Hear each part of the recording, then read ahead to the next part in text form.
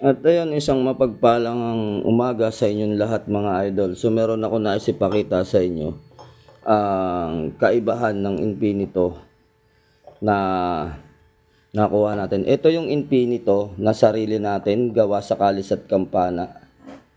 Ito may halo ito tingin ko kasi yung unang panahon ang mga kalis at kampana may halo naman talaga eh. So may nakuha tayo na sariling kasa. So nililinis ko siya. Hindi ko na nilinis ng todo dahil yung iba mas gusto nila yung normal na itsura. Tinanggal ko lang yung ibang mga itim-itim. Pero ito ay natitiyak ko may halong kalis at kampana to kasi pwede itong pakintabin. So ang pagkakaiba nga lang nilang dalawa, no? So mapapansin niyo dito, dahil ito ay gawa sa kampana, talagang napakakinis at napakapulido. Pero ito yung sarili nating kasa na kung makikita ninyo, napakaganda talaga ng kanyang pagkakagawa. So ito namang isa na to, ito ay limusan na nun. Nakakuha na ako ng kopya nito. Nagpahulma na ako ng pansarili ko.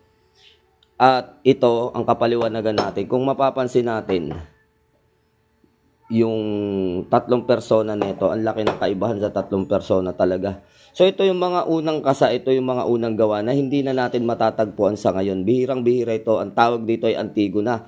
Kung mapapansin ninyo, meron siyang talukbong. So ito yung tinatawag nilang infinitong hapon. No, infinitong hapon dahil para siyang hapon na nakatalukbong. At ito ay mula pa sa mga panahon ng hapon itong disenyo na to. No, so ito ay bihirang-bihira na. Ito ay pinalilimusan natin at natitiyak ko na kapag ito ay nilinis, matik to, makintab. So ayan, yung Infinito natin ay malaki yung pagkaibahan niya sa dito sa luma. Yung luma talagang kakaiba yung kanilang pag-uukit noong panahon noon. So, iyan. Sa lahat na naghahanap ng antiguhin na infinitong hapon, so, available ito, papareplika natin. Pero itong pinaka-original na kopya niya, is palilimusan din natin to sa may gusto. Ito yung original niya. Ito. So, gagawa ako ng replika. Meron na akong replika. Nandyan na. Gumawa na ako ng hulmahan. Pinahulma ko na yung ganito at pinakalkal ko na para mas buong-buong mga letra. Pero ito buo din naman ng mga letra.